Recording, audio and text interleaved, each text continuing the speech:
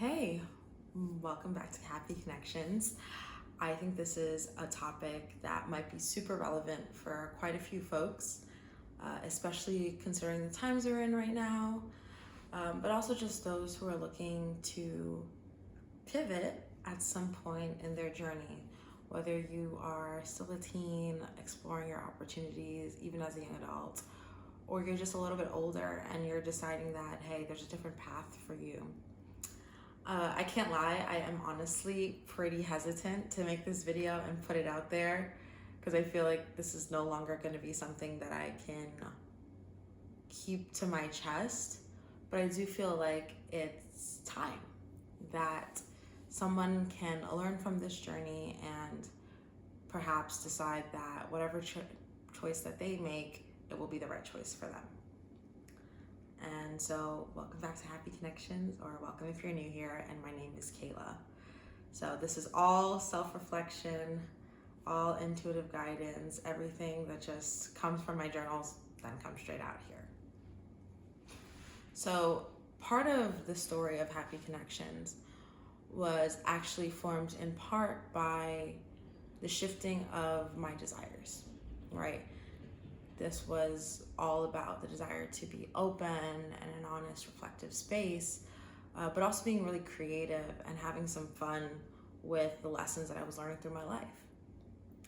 Part of that, though, was way before going to college.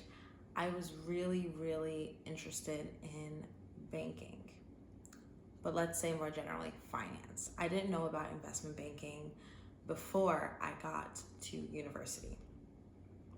What I did know was that I lived in New York City, and it kind of felt like a tale of two cities. Right? On one end, there are the working class folks who are just part of the normal economy, you know, the teachers, the educators, blue collared, some white collared folks, but it just felt really community oriented. And for much of the folks in my community and my neighborhoods and schools, they felt like the people living in Manhattan kind of had just a different experience. Not to say that once you start hitting upper Manhattan, heading into Harlem and Washington Heights, that there's still not community centers or even downtown. But what I'm really talking about is the New York City that everyone imagines when they think of New York. They don't think of Astoria or Long Island City. They're thinking about Midtown Manhattan, Vidi, all of those really glamorous places, Soho and NoHo. And so that was even magical and mystical to me as a teen growing up in the city. And part of that was it came from this desire to kind of cross into this other world that I felt like I was not, and definitely was not part of as a younger person. I am still young. But what really got me excited was I had a lot of energy, right? I was most definitely that person who was doing all of these different activities through language, soccer, work, studying. I just wanted to fill my time with things that I felt were enjoyable, music, art.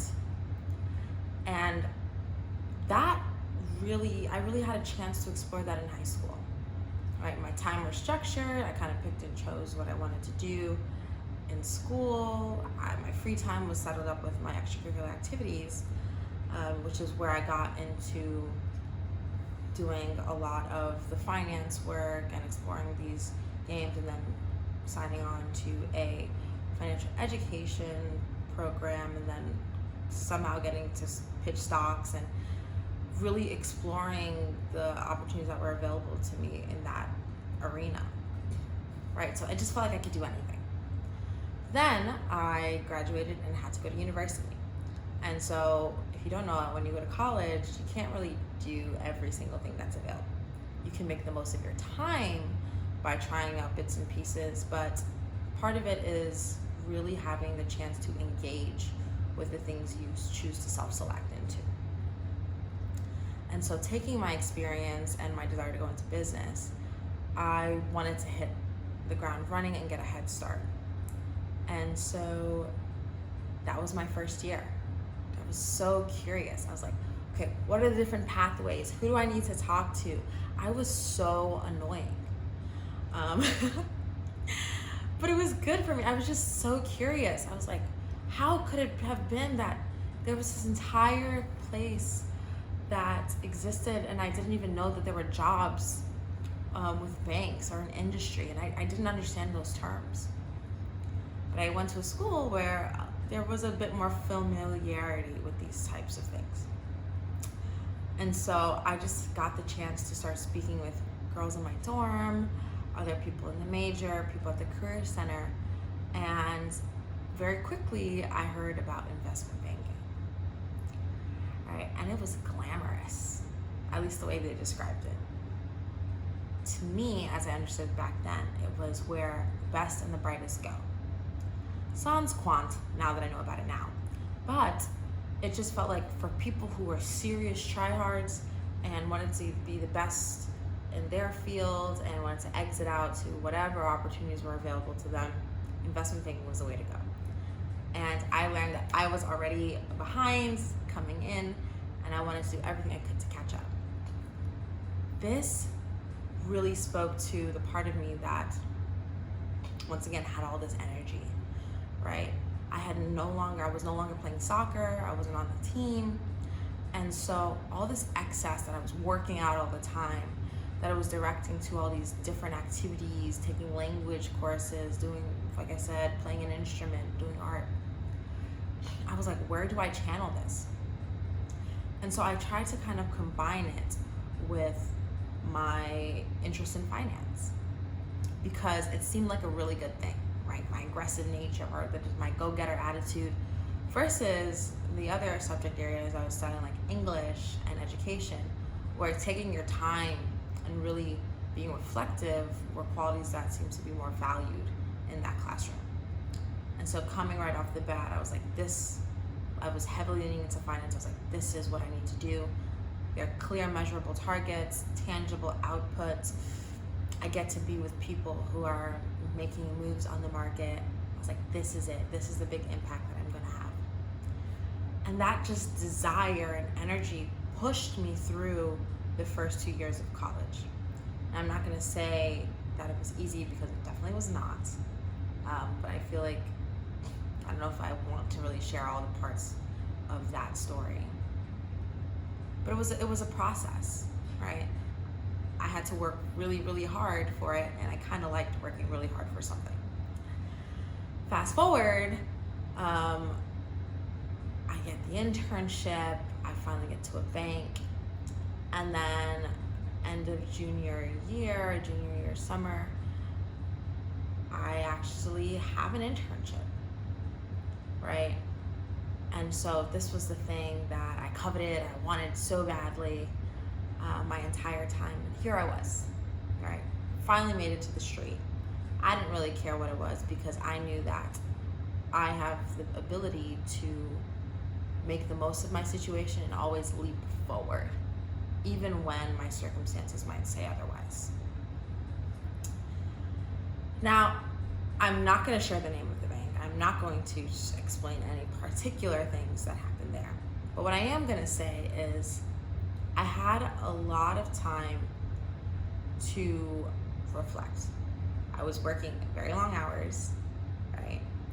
When I say a lot of time, I mean there was literally nothing else for me to do but go in to the bank and work and then just go to sleep. And because I was so tired, I kind of just stayed in on my weekends and just awaited work. And so it kind of became this almost self-isolating place I was in. I wasn't really connecting with folks. I felt really isolated from them. It was just really weird. But it did give me a lot of time to think. And so now I was pushing out all this energy. I was slowly declining in that sense as I was getting through undergrad. As I stopped being so focused on surviving and more so on thriving, I had different priorities.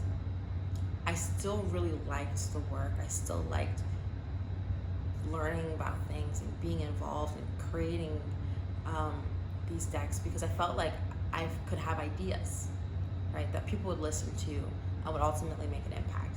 So I thought. But there was kind of a rude awakening about the people and the culture that exists in that arena. And so what I hadn't realized was that I had changed as a person. I was no longer that hot-headed teen from New York City, trying with a chip on my shoulder, trying to prove myself. I was now someone who felt deep security within herself. I knew that I didn't need to overextend or almost hurt myself in order to prove that I was worth something. I'm not saying that this is what these bankers are doing. I'm just saying, for me, there were internal mental and emotional processes that I had to undergo. And I really took the time to shed a light on my why and how I ended up in that position. Because I didn't really have other people to distract me from it. Let's just say it like that. And so when I would look in the mirror and just sit with myself and talk to my mentors, I was like, man, this just doesn't seem to be the right fit for me anymore. I didn't really feel a connection with the work. I wasn't producing the impact that I thought I would be doing. I had some challenges with it aligning with certain values of mine. And I didn't feel a connection with the community of people there. And so I had to step back and ask myself, well, what am I doing here? What was this all for? And I had a very, very, very hard reckoning at the end of that summer into the final stretch of my senior year, because I had done all this work for what? And I'm gonna be honest, I spiraled. I was like, do I work hard to go get something else and find my way? Where do I go from here? What should I be doing? And coming into a very heavy course load that fall, I was just not doing okay, right? I could feel throughout the summer that it was time for me to pivot and really change. But I was honestly too afraid to. I didn't really understand why. My first line of defense was, okay, well, maybe I was just not good enough in that sense. I was like, okay, well, what do I need to do? Build more skills, get back on the ground, grind a bit. But I had to say, wait. Because I know that when my mind is set to something, I'm always going to find a way to get there. Even if it takes me longer, I'm not ashamed of that. But I couldn't find any desire at all to do any of the things necessary for me to stay in the place, or in that space, rather. My mind was just ricocheting with things. I was like, okay, let's get back in the Excel. Let's brush up on our skills. Let's keep reading the Wall Street Journal. Let's keep looking at PitchBook. But I just did not care. I did not care at all. And so I stopped running the rat race, right? Part of it was fueled by the fact that people just told me that I really couldn't do it, or that I wasn't a good fit for it. I was like, well, forget you. Like, I don't know what you're talking about. Like, I'm gonna make it. My whole life is a story of making it. But now I was at a place where it was like, okay, this is a choice, right? And if I choose to continue down this path, I am making a choice that is actively against my well-being in a myriad of ways. And I was so lost. I felt like someone drifting in the middle of the ocean with a fog. I felt like I couldn't see 2 feet ahead of me. There were times where I tried to reintegrate, and then I also felt that same pushback from other kinds of people. And I kind of just felt like, well, if it wasn't clicking by now, it just wasn't going to click. And I was like, well, I spent all this time, sunk cost fallacy. And I was like, well, what am I going to do now? And for the life of me, the stress of that just derailed me a little more than just a little bit. But that was still an opportunity for me to pivot into educational research, right? And really take a closer look at the academy. Now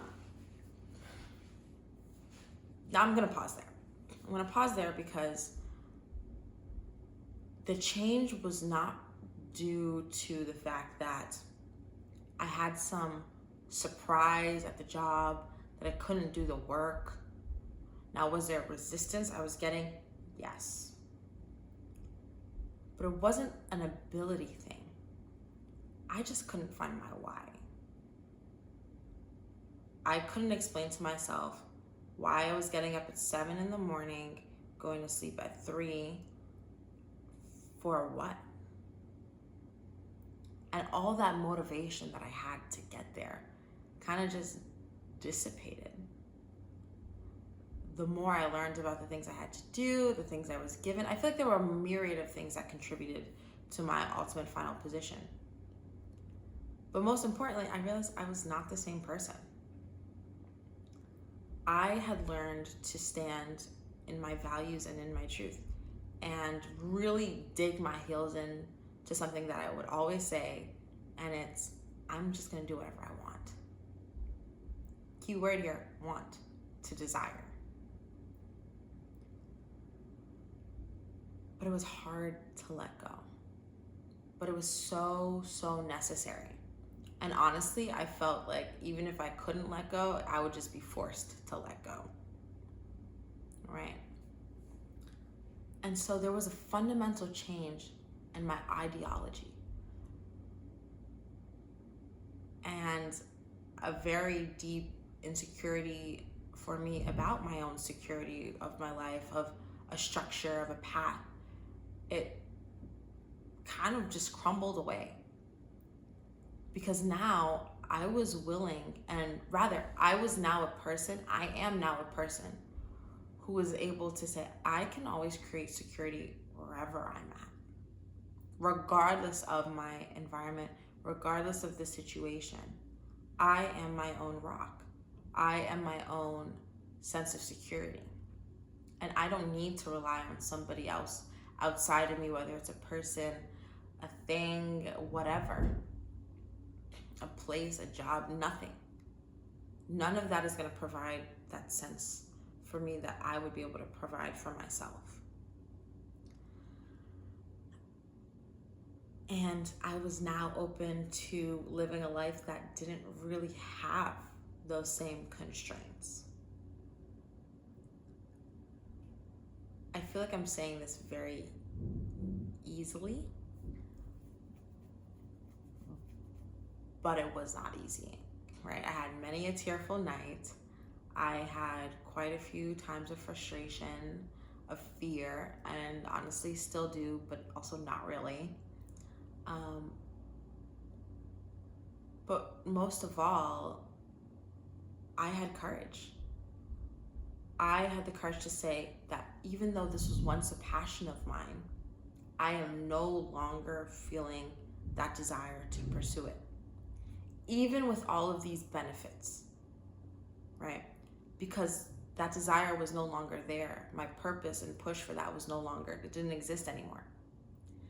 And instead, I opened up my worldview a little bit to say, I focused all my time in college on finance. What can I do with English and education? And that was a real turning point for me, right? To now look and say, okay, what other opportunities are out there for me?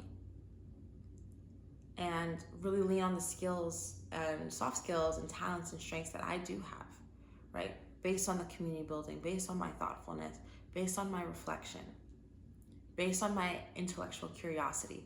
I wanted to now be in a place where I was welcomed and where my intellectual curiosity was valued, where my words mattered, where I could make an impact. And I began to explore that. albeit very skeptically, right? Because I was like, oh man, if this is not going to work out, then what am I going to do? And where am I going to go? And all of these things kept coming to my mind. But it did work out. And I currently do work in higher education in a purpose-driven, why-focused space. I know why I do what I do, and I know the people I serve. And I feel deeply integrated and connected with my work because I feel like it's very aligned with my values. But that takes courage, right? At the end of the day, to turn down all those things, it took courage. It took courage for me to say, I will be safe with myself regardless of the choices that I make. That even if I do fail, let's say that this stint didn't work out, I still believe I have the capability to get back on my feet, to do what I need to do, to take another path, to really trust myself with my own experience and not really rely on somebody else to give it to me.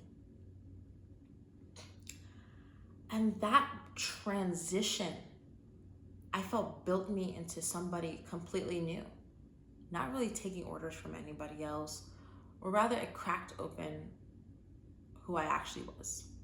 I honored the knowing that I had inside of me of what I truly wanted to do, and not really taking that knowing and kind of shaping it to fit some other preconceived notion of what it should be or what I should like, but rather saying, here's this raw feeling inside of me, take it or leave it.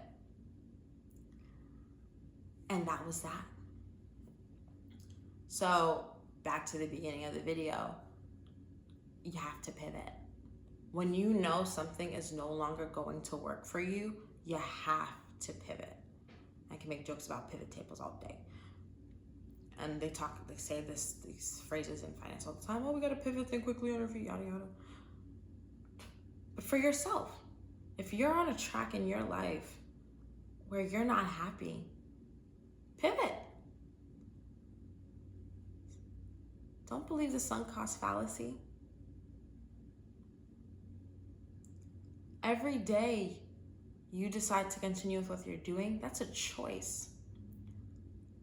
You are choosing to stay in a place that makes you unhappy, right?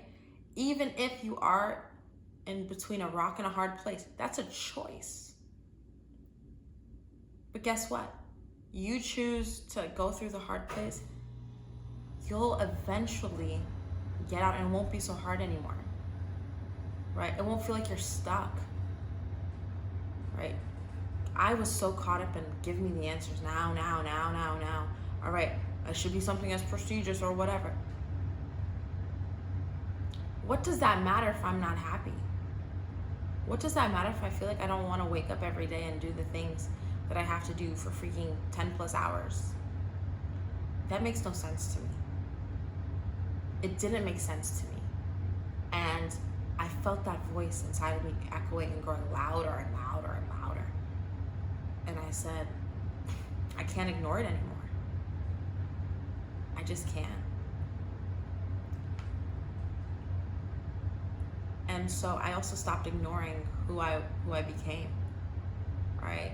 Instead of trying to fit myself into the shell, I just let myself be a bit more free. I know I'm not perfect. I know I'm not still a fully amazing embodied version of myself that I imagine. But I am way more brave than the person who would have chosen to stay. Not to you, but to the me who doesn't exist because I chose differently. And I am so much better for it. I am so glad I took that chance. I won't say risk, because I always believe you should always bet on yourself. I had that flashcard posted above my desk throughout my undergrad. Bet on yourself every time. Every single time. And I'm so grateful that regardless of the circumstance, regardless of how people would have viewed me, regardless of what I say, or I thought in myself, about the situation, I believed in myself. And you know what? It's a story that people tell to their mentees and their students. And it's one that has been actually really relevant to the work that I currently do, working in higher ed. And so some people like it, some people don't. But I know that I have the courage to be myself, and I can sleep well at night knowing that. And that story has helped plenty of people in my close circle and beyond, and so maybe it'll help somebody on the internet too. So if you need that final push and you need me to say it out loud, here it is. Pivot and bet on yourself. All right. Thanks guys for joining me. Follow, subscribe if you want to hear more, and yeah.